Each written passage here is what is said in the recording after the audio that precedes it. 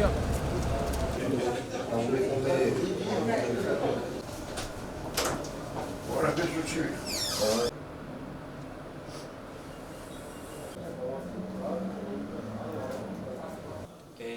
P და T.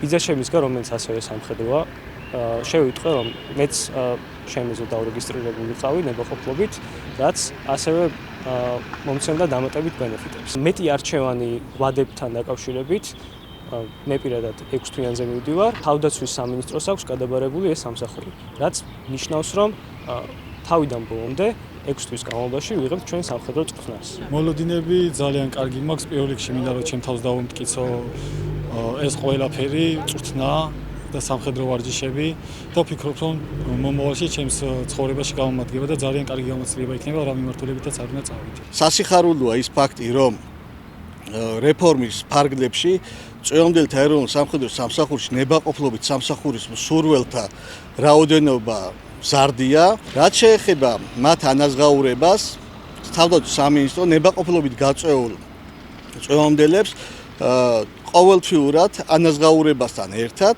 დამატებით მისცემს 30%-ით მეტ ანაზღაურებას.